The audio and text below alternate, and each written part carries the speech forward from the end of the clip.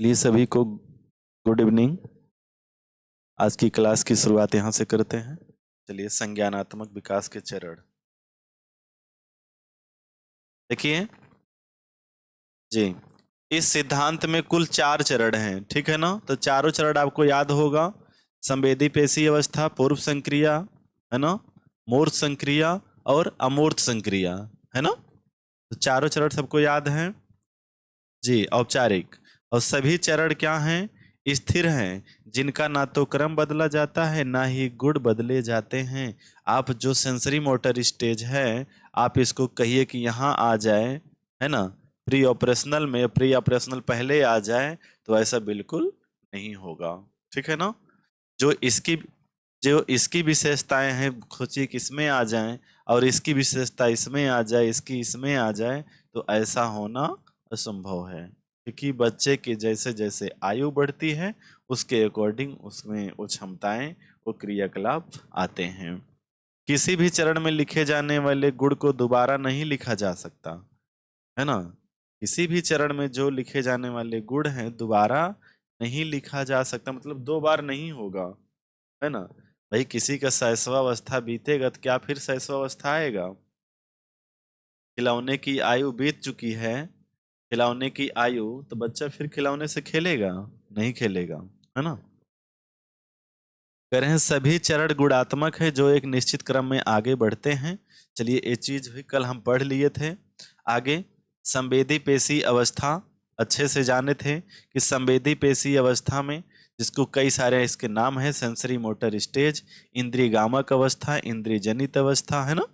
बहुत सारा नाम है, आपको बताए थे। आपको अच्छे से याद करना है, प्रश्न आएगा कि बच्चे के पास जो संवेदी अंग होते हैं, बच्चा उनका प्रयोग करके अपनी क्रियाओं को व्यक्त करता है। जैसे भूख लगने पर बच्चा क्या करता है? रोता है, रोकर अपनी क्रियाओं को व्यक्त करता है ना। और जिन वस्तुओं को वह प्रत्यक्ष देखते हैं, उनके लिए उसी का अस्तित्व होता है। इस आयु में बालक की बुद्धि उसके कार्यों द्वारा व्यक्त होती है। आपने पढ़ा है कल के क्लास में, जैसे चादर पर बैठा शिशु चादर पर स्थित खिलौने को प्राप्त करने के लिए चादर को खींचकर खिलौना प्राप्त कर लेता है। आपने पढ़ चुके हैं, है ना। इसकी सारी विशेषताएं आपने अच्छे से कल पढ़ा है। जो कल नहीं थे, अगर नहीं रहे होंगे तो फिर भी देख लेंगे और पूछ लीजिएगा, ठीक है ना। अगर किसी को समस्या हो रही है तो ना समझ में आए तो पूछिएगा, लेकिन पूछिएगा जरूर, अपना डाउट क्लियर करके रखिएगा। डाउट नहीं होना चाहिए क्लास में। संवेदी पेशी अवस्था 0 से 2 वर्ष, है ना। इसमें निम्नलिखित विशेषताएं आती हैं, बताए थे। प्रतिवर्ती क्रिया, जैसे चूसना निगलना, प्रतिवर्ती क्रिया पिक्चर के द्वारा पढ़ेंगे। अनुकरण मतलब नकल करना, और मूल प्रवृत्त्यात्मक व्यवहार मतलब बच्चा मूल प्रवृत्तियों के आधार पर व्यवहार करता है। जैसे हंसना, रोना, ये सब क्या है? मूल प्रवृत्ति है। अब बच्चा जब हंसता है जी, जब बच्चा हंसता है तो हम लोग समझते हैं बच्चा खूब खुश है, कोई कष्ट इसको नहीं है। लेकिन जब रोता है तो हम समझ जाते हैं बच्चे को कोई न कोई कष्ट है, बच्चा इसीलिए रो रहा है। क्लियर है ना।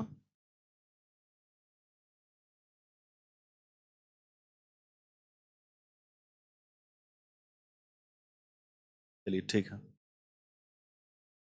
आगे देखिएगा। वस्तु अस्थाई तो आपने पढ़ा है कि खिलौना गिर जाने पर भी बच्चा उसको क्या करता है? ढूंढता है ना। जी बिल्कुल। हाँ, इंद्रिय आधारित अधिगम, बच्चे के जो इंद्रियां होती हैं, इसके आधार पर वो अधिगम करता है, सीखता है, और लक्ष्य उद्दिष्ट व्यवहार की शुरुआत होती है। कल्पनात्मक खेल की शुरुआत, स्मृति आधारित अधिगम, ये सब सारा चीजें कल हम आपको बता दिए हैं, ठीक है। दूसरा स्टेप है पूर्व संक्रिया अवस्था, 2 से 7 वर्ष, है ना। क्या? हाँ, बोलिए जी। जी, कल्पनात्मक खेल मतलब इमेजिंग जैसे करते हैं ना, किसी चीज को हम क्या कर सकते हैं। जैसे बच्चे के दिमाग में कुछ ऐसी क्रियाकलाप आ रही है, अब बच्चा उसी जो उसके मस्तिष्क में चीजें आई, उसी में खेलने लगता है बच्चा, है ना। इमेजिंग इसको बोलते हैं, कल्पना करना। जो उसके मन मस्तिष्क में चीजें आती हैं, हो सकता है अपना कान पकड़ के बच्चा को अच्छा लगता हो, खेल रहा हो तो कान पकड़ के खेलने लगता है कि नहीं?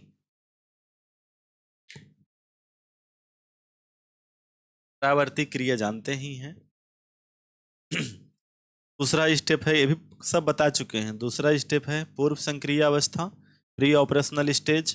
तो इस अवस्था में बालक अपने परिवेश की वस्तुओं को पहचान करके उसमें विभेद करने लगता है, मतलब अंतर करने लगता है, और इसके दौरान उसमें भाषा का विकास भी प्रारंभ हो जाता है। ठीक है ना?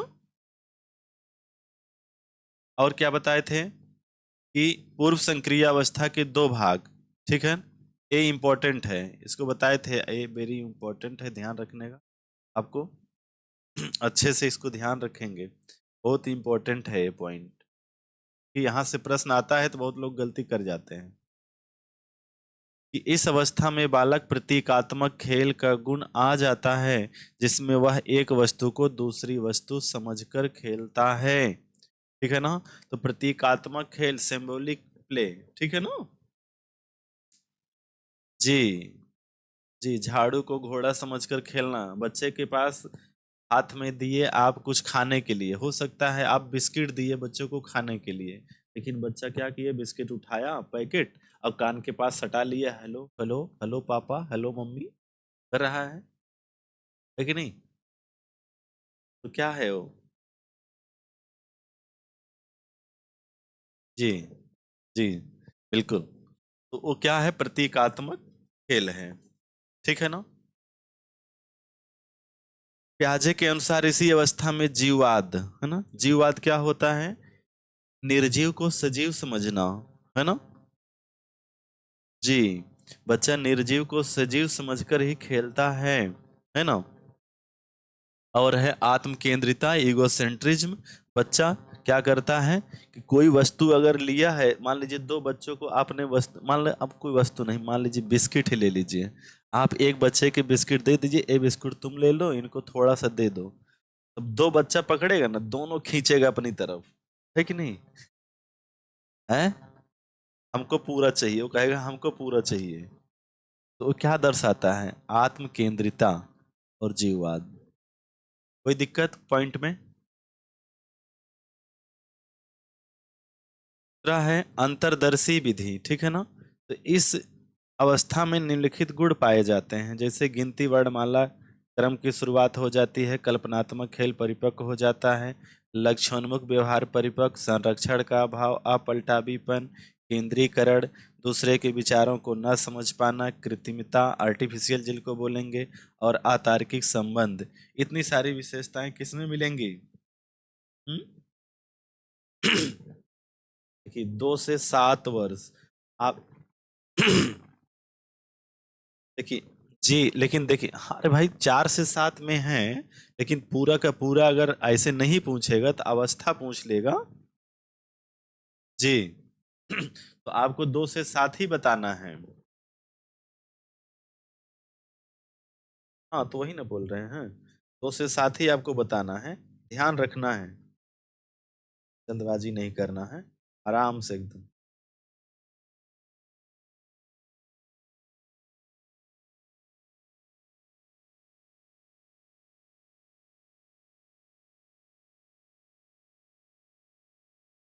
अरे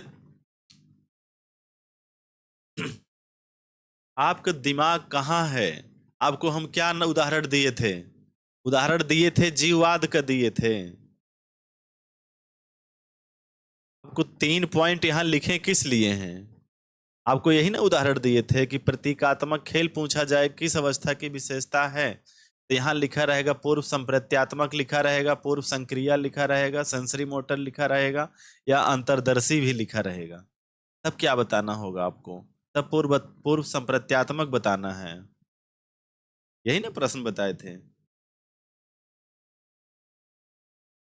यहाँ अलग लिखने का यही ना मतलब है।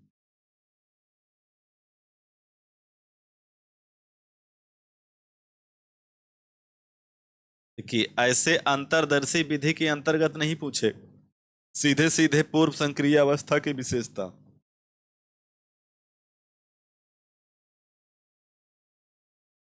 नहीं, ऐसे नहीं पूछता है। बस खाली उस वही 3 पॉइंट जो है, यही 3 पॉइंट, ये प्रतीकात्मक खेल, जीववाद, आत्मकेंद्रिता, यही 3 अगर पूछता है तो इसलिए ए इंपॉर्टेंट है इतना, और कुछ नहीं। ठीक है ना। चलिए तीसरा स्टेप देखिएगा, मूर्त संक्रिया अवस्था 7 से 11 वर्ष। ठीक है ना। चलिए आगे।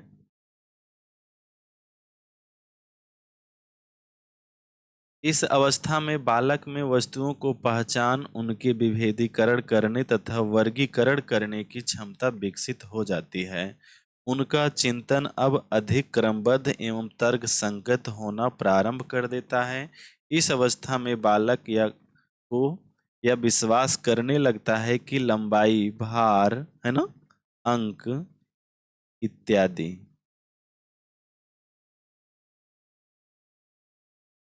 जी स्थिर रहते हैं। अब बच्चा क्या सोच रहा है भाई, मूर्त संक्रिया जो अवस्था है, बच्चा इसमें क्या करता है, वस्तुओं को पहचानने लगता है। जो भी वस्तु आप बच्चों को दीजिएगा उस वस्तु को बच्चा क्या कर लेता है, पहचान लेता है। ठीक है, हाँ जी, पहचान करने लगता है। एवं उनमें विभेदीकरण, विभेदीकरण मतलब उनमें विभेद करने लगता है, अंतर करने लगता है। ठीक है ना। और कर रहा है वर्गीकरण, वर्गीकरण का मतलब क्या,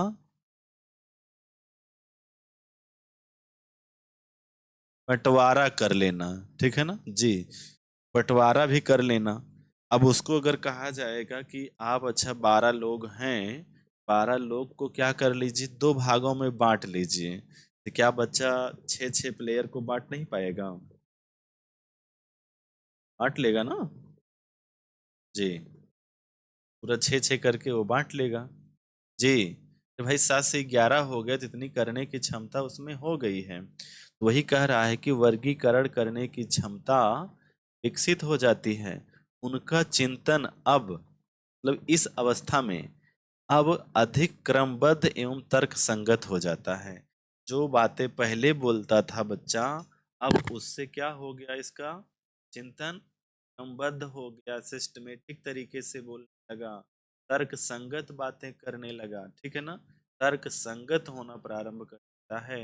और इस अवस्था में बालक को विश्वास करने लगता है कि जो उसकी लंबाई है, उसका भार है, अंक है, ये सब अब जो हमारी लंबाई है अब क्या रहेगी, स्थिर रहेगी। समझ रहे हैं ना जी। ऐसा बच्चा सोचने लगता है। इसमें विशेषताएं हैं जी। इसमें होता है क्या, तार्किक चिंतन की शुरुआत होने लगती है, सकर्मक अनुमान की शुरुआत। एक एक पढ़ते चलिए, नहीं तो कहेंगे कहाँ से भागते जा रहे हैं सर। तार्किक चिंतन की शुरुआत मतलब बच्चा अब तर्क करने लगता है। ठीक है ना जी। भाई आप कुछ बच्चे को बताइएगा, उसमें क्या करेगा, चिंतन करेगा, सोचेगा जी। ऐसा करने की क्षमता बच्चे में विकसित हो जाती है। ठीक है ना। अगला है सकर्मक अनुमान। सकर्मक अनुमान क्या होता है, जैसे बच्चे से कहा जाए, है ना, ए बड़ा है बी से, और बी बड़ा है सी से, और सी बड़ा है किससे, डी से, है ना। अब इस तरीके का जो प्रश्न आएगा आपके एग्जाम में तो क्या करेंगे, सकर्मक अनुमान। इस तरीके का प्रश्न क्या आया था, प्रश्न आपको मिलेगा, तो प्रश्न था रूही बड़ी है जूही से, जूही बड़ी है, और कोई नाम था, है ना। ठीक है जी। हाँ, रूही बड़ी है जूही से, जूही बड़ी है टीना से, टीना बड़ी है टीना से, है ना। इस तरीके का चिंतन जीन प्याजे के, है ना, किस अवस्था से संबंधित है, तो अवस्था पूछेगा तो मूर्त संक्रिय अवस्था, या किस विशेषता से संबंधित है तो सकर्मक अनुमान। समझ में आई बात की नहीं। पेंसिल वाला भी प्रश्न पूछा गया है इसमें कि ए पेंसिल बड़ी है बी से, बी पेंसिल बड़ी है सी से, सी पेंसिल बड़ी है डी से। इस प्रकार का चिंतन जीन प्याजे के किस विशेषता से संबंधित है? वहां रहेगा सकर्मक अनुमान, तार्किक चिंतन, है ना? इस तरीके का ऐसे प्रश्न रहेगा 2-3। तो आप पढ़े रहेंगे, दिमाग में सेट रहेगा तो कर लेंगे। ठीक है। संरक्षण क्या है? संरक्षण, संरक्षण क्या होता है? बच्चे का एक अपना ज्योमेट्री बॉक्स होता है ना? उसको एकदम सजा के रखता है, कोई छू नहीं सकता है कि नहीं? जो भी वस्तु है उसके पास, जी, अगर पेंसिल मान चलिए उसके पास पेंसिल है और पेंसिल नहीं चल रही है, क्या फेंक देता है? उसको भी अपने बॉक्स में सजा के रखता है। हाँ, नहीं चल रही है फिर भी बच्चा सजा के रखेगा। अगर कोई गलती से फेंक दिया, समझ लीजिए कि हंगामा तो होना है उस दिन, है कि नहीं? बच्चे का जो बॉक्स है,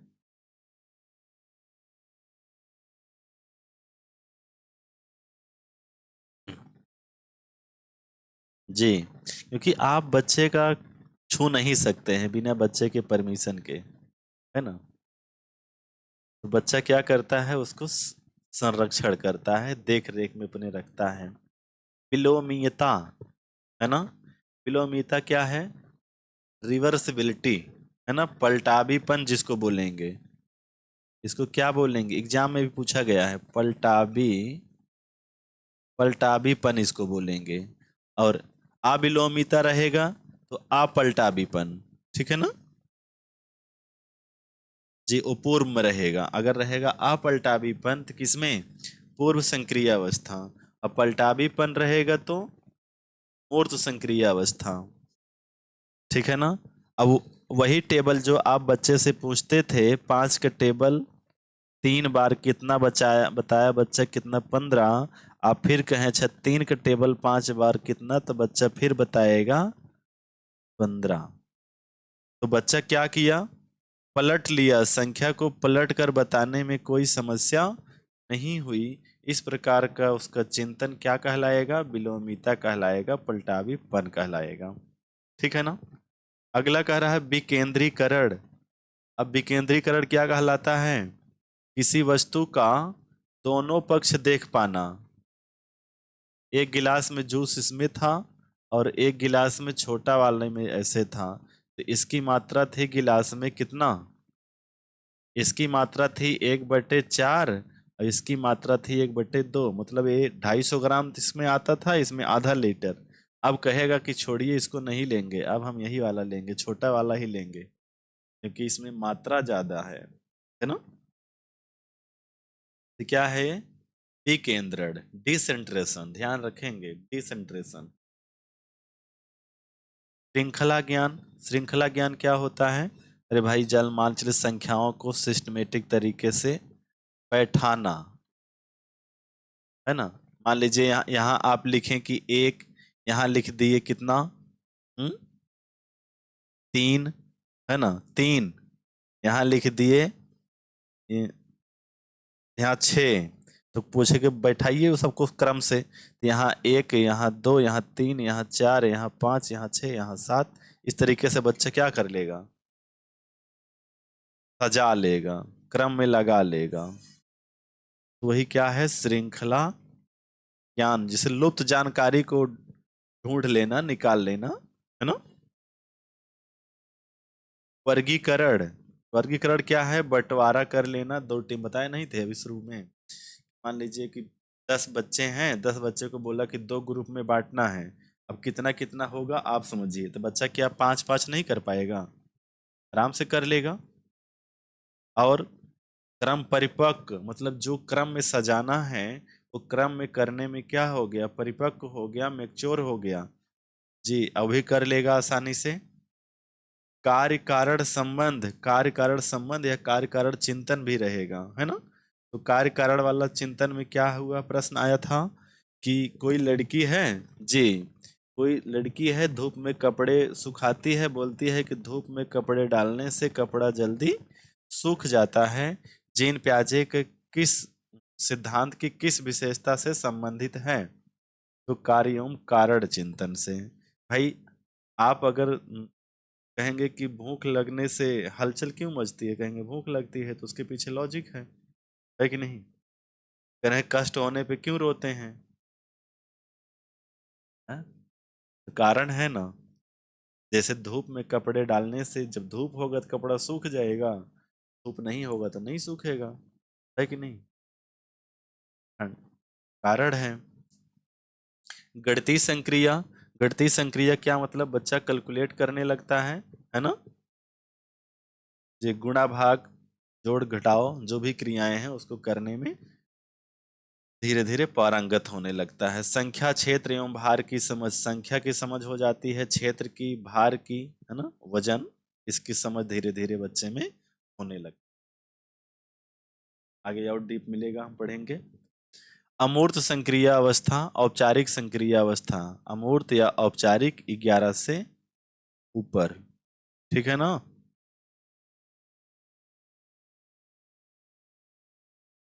जी, जिसको विकास की अवस्था में किशोरावस्था बोलेंगे।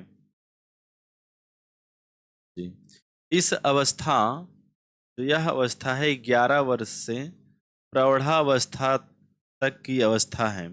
अमूर्त चिंतन इस अवस्था की प्रमुख विशेषता है। इस अवस्था में भाषा संबंधी योग्यताएं या संप्रेषण, है ना, ठीक है ना।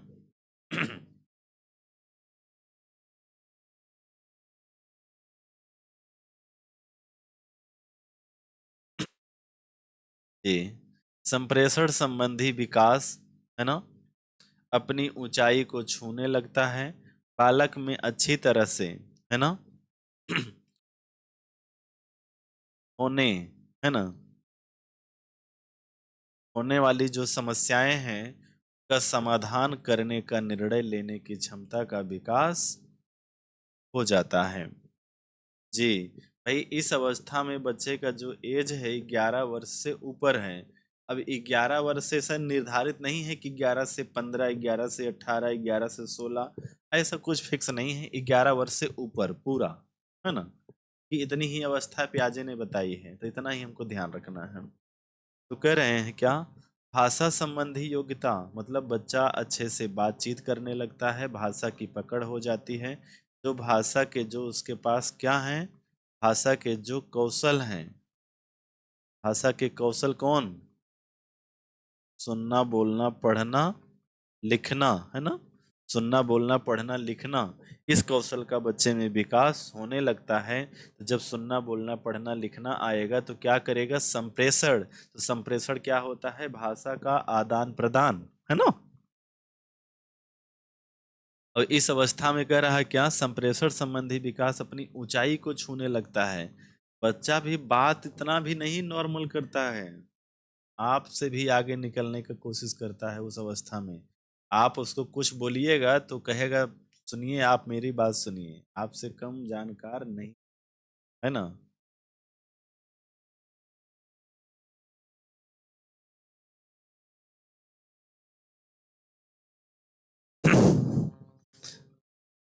किशोरावस्था, किशोरावस्था है ना, तो समझ लीजिए कि जीवन का, है ना, क्योंकि अगर किशोरावस्था अगर बच्चे का अच्छे से बीत जाए, अच्छे से, तो वह बच्चा एक सफल सामाजिक प्राणी जरूर बन जाएगा। कि भटकने का जो रीजन है ना, जी, जो भटकने का आधा ज़्यादा प्रॉब्लम इसी अवस्था में आती है। अगर इस अवस्था को आप डांट फटकार से करना चाहते हैं तो होने वाला नहीं है, बल्कि बच्चों के साथ ऐसा व्यवहार करिए, ऐसी सिचुएशन उत्पन्न करिए कि बच्चा उस दूसरी दुनिया में ना जा पाए, अपनी दुनिया में ही रहे, है ना।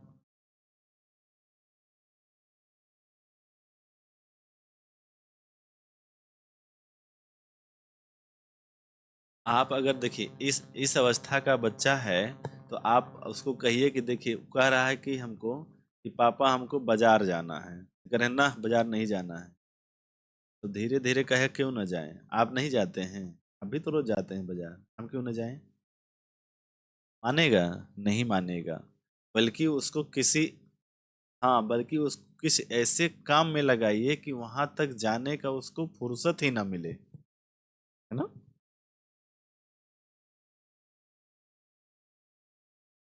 हम्म। है। हाँ जी। देखिए, इसकी अब उदाहरण दिया जाता है क्या? जैसे मान लीजिए कोई नदी का पानी बह रहा है ना? नदी का पानी बह रहा है तो आप कहिएगा कि जैसे बच्चा उसी प्रवाह में चल रहा है, आप कह रहे हैं अच्छा ठीक है इसको जाने नहीं देंगे, हम रोक देंगे। तो आप क्या किए, नदी का पानी बह रहा है, खूब ला के ऊंचा सा बांध बांध बांध दिए, लगा दिए, है ना? आप बहुत बड़ा बैरियर लगा दिए, तो क्या पानी रुक गया? पानी कहाँ जाएगा? तो पानी देखिए ऊपर से बहेगा, इधर से बहेगा, तो बच्चा यहाँ नुकसान केवल परिवार का ही नहीं करेगा, बल्कि कई लोगों का नुकसान करेगा। समझ रहे हैं ना? ठीक है ना? इस हाँ, तो इसलिए आप ऐसा ना करें कि बच्चे के जो मनोवृत्ति है, जो कर रहा है कि सीधा सीधा आप बांध बना देंगे। होते हैं ना कि तुमको नहीं जाना है तो नहीं जाना है, तो कहेगा हम जाएंगे, जो करना हो कर लीजिए, है ना? तो क्या करिएगा आप? जाके ही रहेगा। तो ऐसा हमको नहीं बनाना है, बल्कि बांध बनाने से पहले ही हमको एक रास्ता बना देना है कि तुम इधर से नहीं इधर से जाओ। उसको ऐसे कार्य में लगा दीजिए, तो पढ़ाई में ऐसा उसके मन को लगा दीजिए कि उसका ध्यान ही यहाँ तक ना जा पाए, जो आपको बांध बनाने की जरूरत है। हाँ हाँ, कुछ भी। लेकिन सोचिए डायरेक्ट मना करेंगे तो समझ लीजिए खतरनाक।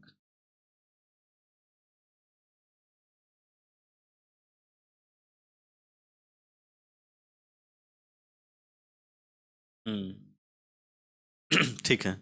औपचारिक परिचालन काल लगभग 11 वर्ष की आयु से शुरू होता है। जैसे ही किशोर इस अवस्था में प्रवेश करते हैं, उनमें अमूर्त रूप से सोचने की क्षमता, वस्तुओं को अधिक परिष्कृत करने के तरीके से संयोजित करने और वर्गीकृत करने की क्षमता तथा उच्च स्तरीय तर्क क्षमता विकसित हो जाती है।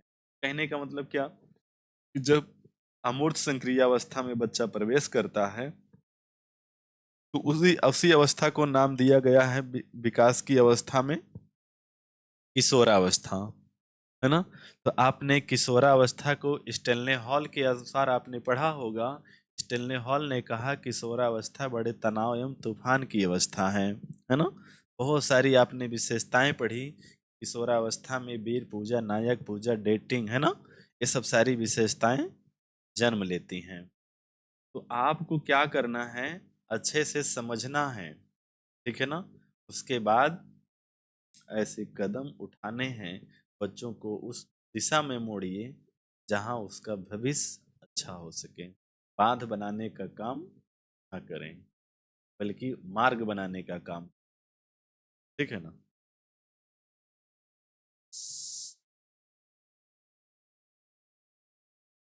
चलिए, देखिए, एडल्ट लोग हैं सब, किशोरावस्था के लोग हैं किशोरावस्था के हैं।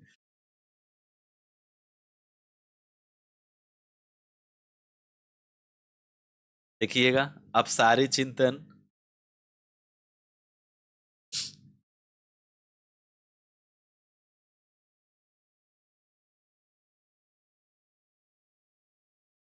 हाँ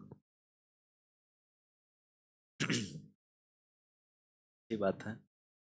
देखिएगा, अब सारी चिंतन, अब सारी चिंतन क्या होता है? ऐसा चिंतन जिसमें क्या शामिल हो? हम्म? तर्क, नई नई चीजों का निर्माण, जिसको हम सृजनात्मक चिंतन भी कहते हैं। ठीक है ना? सृजनात्मक चिंतन भी कहते हैं, आउट ऑफ द बॉक्स भी कहते हैं, है ना? जी। हम्म।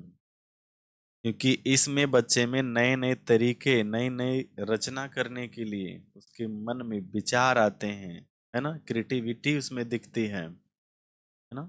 तो अब सारी चिंतन, तार्किक चिंतन का प्रारंभ। अब तार्किक चिंतन करेगा, लॉजिक से बात करेगा, है ना?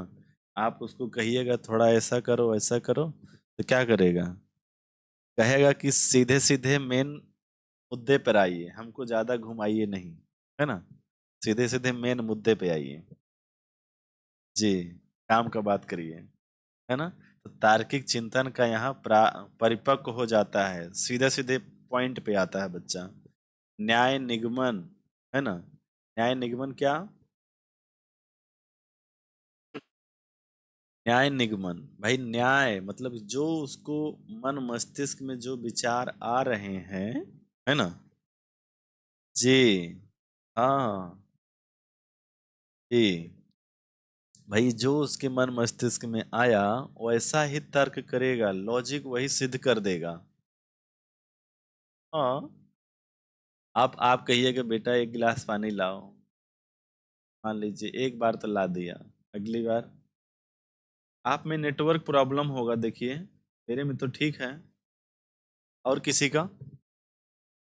हाँ, आ रही है। ठीक है। नहीं, ठीक है सबका। न्याय निगमन, तो बच्चा एक बार तो ला दिया, अगली बार फिर कहें एक एक और गिलास लेते आओ, फिर गुस्सा शुरू हो गया बच्चे में। और तीसरी बार कहें कि हाँ, अगली बार फिर आप बोल दिए कि एक गिलास और लाओ, कह रहा आप उठ के खुद ले लीजिए, आपके नौकर हम नहीं हैं, आपके नौकर दिखते हैं, है ना? इस तरीके का बच्चा तर्क करेगा।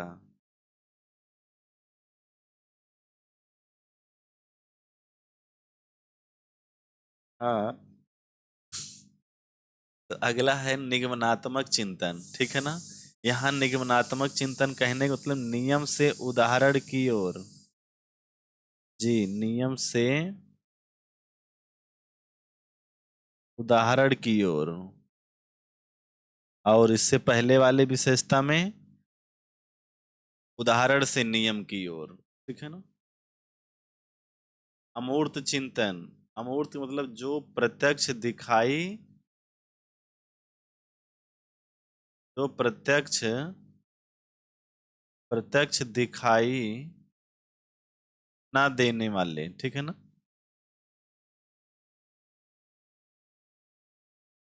जी, जो उसको प्रत्यक्ष नहीं दिखाई दे रहे हैं उसके बारे में भी बच्चा चिंतन इस अवस्था में करता है, ठीक है ना? संकल्पनात्मक तर्क, संकल्पना, नए नए कल्पनाएं करता है कि करूंगा वो करूंगा मैं ऐसा करूंगा, प्लानिंग सेट करता है।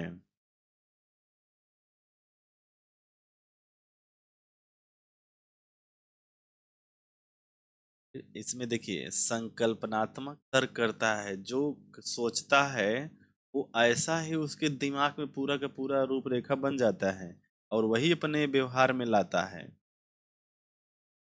ठीक है ना? व्यवहार भी उसका वैसे हो जाएगा जिसके बारे में जैसा सोच रहा है ना? आपने मूवी देखी होगी ना? जी, आपने मूवी देखी है ना? पुरानी मूवी कौन सी?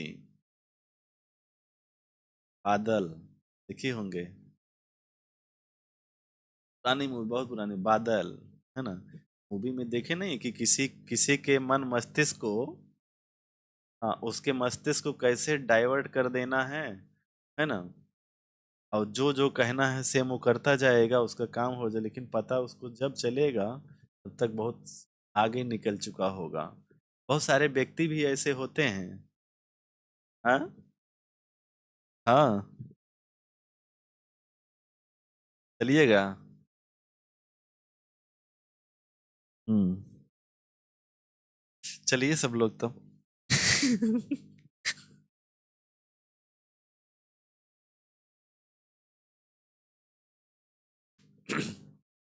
तो लंबा समय है अभी, है ना? हाँ। आगे देखिएगा, संकल्पनात्मक निगमनात्मक चिंतन। हाँ, हम तो बोल रहे हैं ना, चलिए ना, अयोध्या चलिए। कुंभ ना, कुंभ नहीं, चलिए इतना भीड़ में।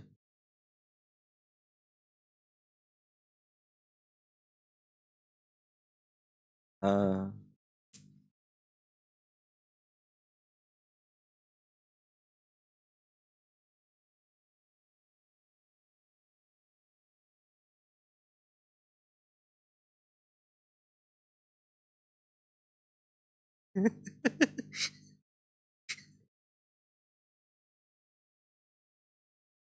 हम्म। चलिए आगे बढ़ें। सकर्मक अनुमान पढ़ लिए हैं, संकल्पनात्मक निगमनात्मक चिंतन, अनुपातिक समझ, तीनों पॉइंट आपने पहले से जानते हैं। अनुपातिक समझ मतलब कि बच्चा अनुपात संबंधी जो समझ होती है उसमें विकसित हो जाता है। यहाँ तक आपका पॉइंट था। अरे भाई अनुपातिक समझ, अरे आप नहीं कहते हैं कि ए अनुपाते बी, नहीं कहते हैं, सवाल नहीं बोलते हैं समानुपाते बी अनुपाते सी, इस तरीके का प्रश्न नहीं आता है। हाँ तो ऐसी समझ बच्चे में विकसित हो जाती है, ऐसा क्रियाकलाप। जी। तो ऐसे चिंतन बच्चा करने लगता है, इस तरीके के जो प्रश्न होते हैं उसको भी सॉल्व कर लेता है।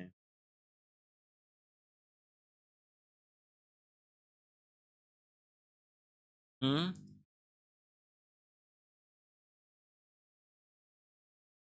वही समझ में आ रहा है, कोई दिक्कत नहीं है ना।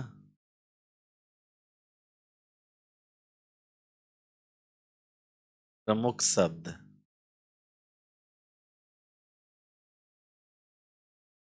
चलिए।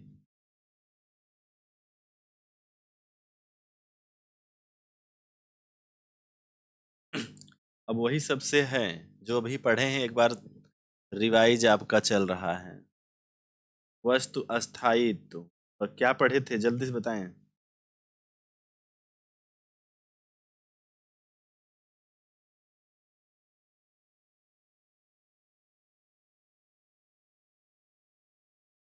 वस्तु,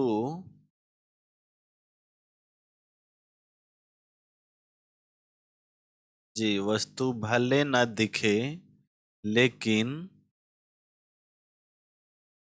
लेकिन उसका, जी, उसका अस्तित्व बना रहता है। ठीक है ना। तो बच्चा क्या क्या लिया है, देख रहे हैं क्या कुछ लिया है? लग रहा है तो जैसे वो है, नहीं खिलौना है कि मक्का लग रहा है कि वो है पेटीज, ब्रेड, जो भी है। हाँ। तो बच्चा क्या कर रहा है, कहीं खो गया होगा, वही खोज रहा है ना। अब वो थोड़ी सोचता है कि गायब हो गया, बस कहीं है लेकिन दिख नहीं रहा है ना। जी। उदाहरण क्या समझेंगे इससे और क्या, कि बच्चा, मान लीजिए कि बच्चा मम्मी को, है ना, मम्मी के पास हमेशा रहता था, लेकिन मम्मी सामने नहीं दिख रही है, बच्चा खूब रोने लगा, है ना। तो क्या कोई कहता है मम्मी तुम्हारी गई, तो क्या ऐसा उसको लगा है कि मम्मी अब नहीं दिख रही हैं, कहीं गई हैं? उसको लग रहा है बस आस पास हैं, बस हमको दिख नहीं रही हैं, है ना। खोजना शुरू करता है। जी। तो ही क्या है, वस्तु अस्थायित्व है, वस्तु भले न दिखे लेकिन उसका अस्तित्व बना रहता है, उसे वस्तु अस्थायित्व कहते हैं। क्लियर है ना, याद रहेगा वो। स्कीमा, बच्चे की जानकारियों को छोटे छोटे खंडों में एक संज्ञानात्मक संरचना, कॉग्निटिव स्ट्रक्चर, जैसे पशुओं और का भोजन का स्कीमा। मस्तिष्क में हमारे संरचना बनी है कि नहीं बनी है? बनी है। किसकी संरचना बनी है अभी मस्तिष्क में? है, किसकी संरचना बनी है? अरे कुछ लोग के मस्तिष्क में, कुछ लोग के मस्तिष्क में अभी बना होगा कहाँ का? कुंभ का बना है कि नहीं? बना है ना। स्ट्रक्चर मस्तिष्क बना है कहाँ का?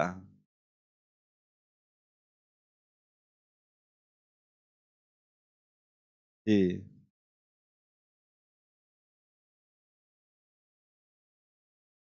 सीटेट का, यूपीएससी का, मतलब आपके मस्तिष्क में इस तरीके की क्या है? संरचना बनी रहती है और हम क्या करते हैं, वो उचित स्थान देते हैं। जी, वही क्या है, स्कीमा है, ठीक है ना।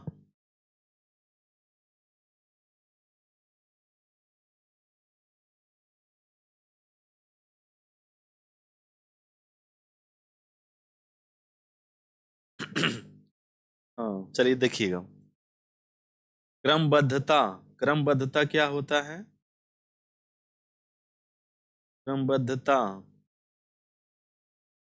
जैसे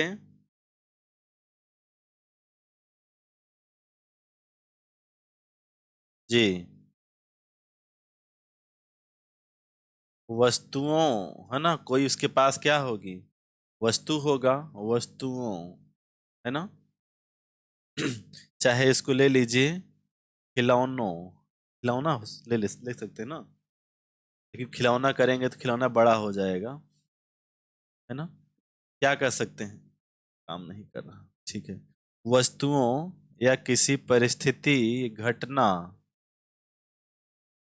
क्या करना, हाँ, क्रमबद्ध तरीके से, जी,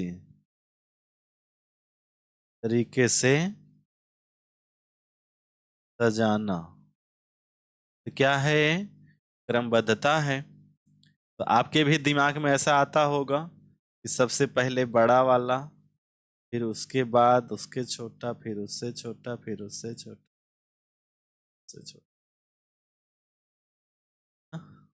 दीपावली, होली, बड़ा आता है ना, तो आपके घर में मान लीजिए पहले छत तक नहीं पहुंच रहे हैं, सबसे छोटा वाला नीचे रखेंगे, उसके बाद उसके बड़ा वाला, फिर उसके बाद उसके बड़ा वाला, और अपना खड़े हो जाएंगे, लेके चलाएंगे नीचे, है कि नहीं। ऐसा करेंगे तो गिरेंगे ना। लेकिन आप दिमाग लगाते हैं क्या, सबसे पहले जो सबसे बड़ा तो आपके घर में क्या है, चौकी है, उसको लगा लिए नीचे, उसके ऊपर टेबल लगा लिए, नहीं पहुंच रहे हैं तो एक कुर्सी रख लिए, है ना, अब इतने पहुंच जाते हैं।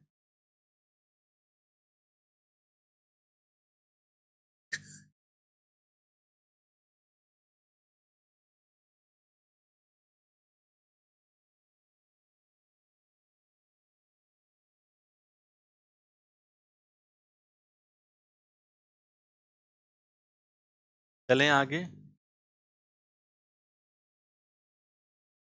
क्रमबद्धता,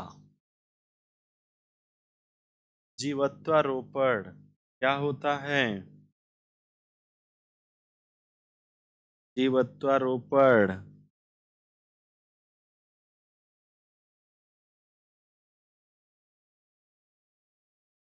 निर्जीव को सजीव समझना, निर्जीव को सजीव समझना। अब गुड़िया को पढ़ा रही कि देखो, जी, इसी इसी को जीवाद भी बोलते हैं। हाँ हाँ, कंघी करती है, अपना खाएगी तो उसके मुंह में जबरदस्ती खिलाएगी, है ना, जबरदस्ती खिलाएगी, दूध अपना पीना तो उसको भी पिलाएगी, है ना।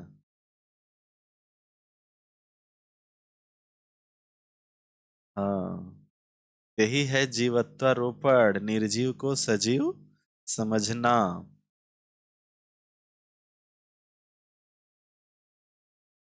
अब वही चीजें थोड़ा सा वही चीजें हैं जिसको जीववाद, एनिमिज्म, कि बालक को यह भ्रम है कि खिलौने आदि जीवित हैं, इसीलिए तो खेल रही है इससे, खिलौने से, है ना।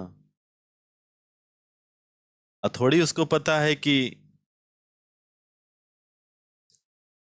जी, वही चीजें यहाँ भी है, बस शब्दों का हेर फेर है, ठीक है ना। अब गुड्डे गुड़िया से, अब आपको दिया जाएगा, लीजिए, क्या है, इसी से खेलिए, कोई खेलेगा,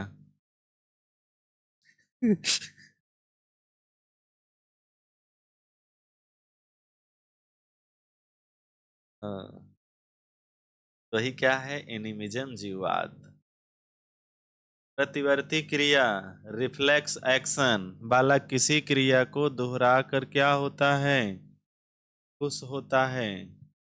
आप मना करिएगा बच्चे का, ऐसा ना करो बाबू, लेकिन करेगा ही, उसको अच्छा लगता है ना, इसकी एक्सरसाइज है, ऐसा करेगा ही, है ना।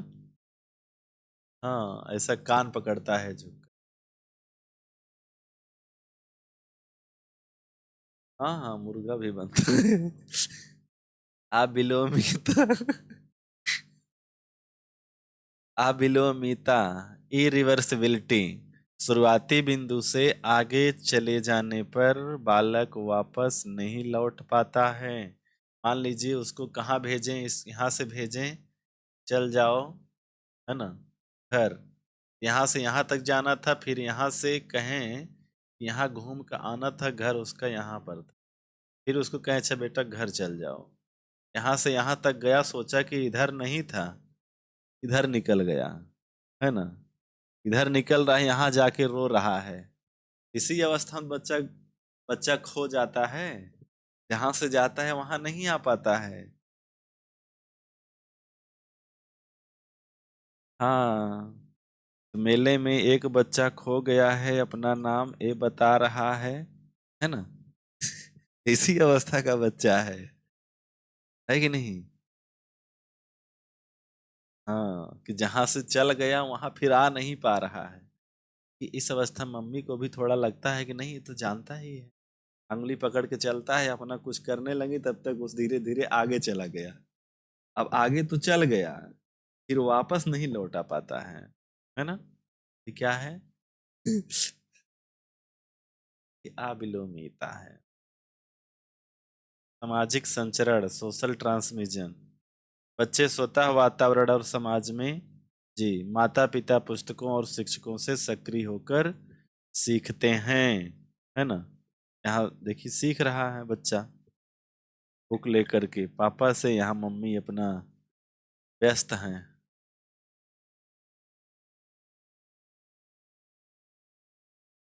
है।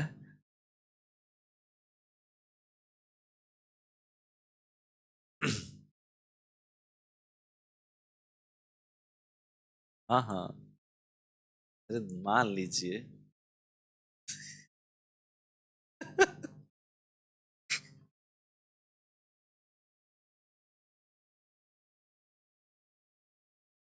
सामाजिक संचरण है, बच्चे स्वतः वातावरण और समाज में माता पिता, पुस्तकों और शिक्षकों से सक्रिय होकर सीखते हैं। जी, एक्टिव होकर सीखते हैं।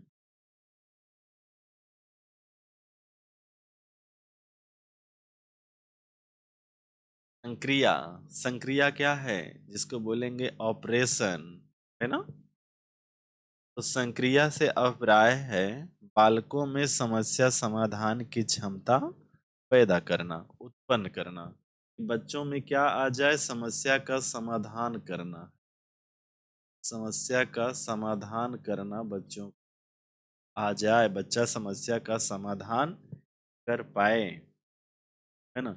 अब देखिए संक्रिया लगा है कि नहीं है, पूर्व संक्रियावस्था, मूर्त संक्रियावस्था, अमूर्त संक्रियावस्था। तो सबका क्या किया गया है, ऑपरेशन। ऑपरेशन मतलब आपने गांव की भाषा, घर की भाषा में कहते हैं ऑपरेशन मतलब चीड़ फाड़, है ना, है कि नहीं। तो अब इसकी भाषा में, साइकोलॉजी की भाषा में क्या, उसका खंडन, इस अवस्था का खंडन, है ना, पूर्व संक्रिय अवस्था का क्या होगा, खंडन किया जाएगा, इसके कई सारे पार्ट होंगे, मूर्त का कई सारा पार्ट होगा, मूर्त के कई सारी विशेषताएं होंगी, तो उसका क्या किया जा रहा है, खंडन किया जा रहा है। तो वही बच्चों को इस अवस्था का क्या कर पाना, खंडन कर पाना। खंडन मतलब समस्या का समाधान, ठीक है। कार्य कारण, कार्य कारण, बालक किसी कार्य के पीछे का तर्क या कारण को जानना, कि धूप में कपड़े जल्दी सूख जाते हैं। भाई जब धूप में कपड़ा डाला जाएगा तो सूखेगा ही, है कि नहीं? धूप नहीं होगी तो नहीं सूखेगा, है ना? केंद्रीकरण, केंद्रीकरण, सेंट्रेशन, किसी वस्तु या घटना का एक ही पक्ष देख पाना क्या है? केंद्रीकरण है। ठीक है। अच्छा, यहां तक किसी को कोई समस्या? यहां तक किसी को कोई समस्या है? देखिए, यहाँ केंद्रीकरण क्या है, यहाँ एक दो तीन रिंग है, और यहाँ एक दो रिंग है, ठीक है ना? लेकिन बच्चा कहेगा किसमें? इधर ही हो सकता है। जी, गिलास वाला ले सकते हैं।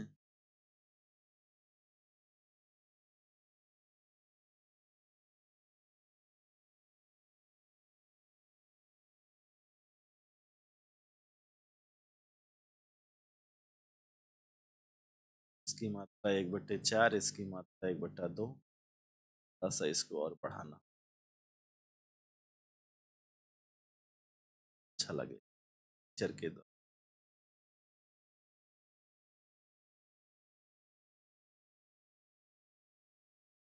ठीक है। अरे आप चॉकलेट देखते हैं ना, बच्चे को, बच्चा जाएगा कौन सा चॉकलेट कहेगा? बड़ा वाला, पर्क, है ना, स्नैकर, बड़ा वाला। लेकिन जब क्वालिटी समझने लगता है तो कैसा कहिए, हैं? किंडर जॉय चाहिए। तब किंडर जॉय चाहिए जब क्वालिटी समझने लगा तब। लेकिन जब तक क्वालिटी नहीं समझ में आया तब तक बड़ा साइज, हाँ, समझने लगा तब ना करेगा। कोई दिक्कत, किसी को कोई दिक्कत है यहाँ तक?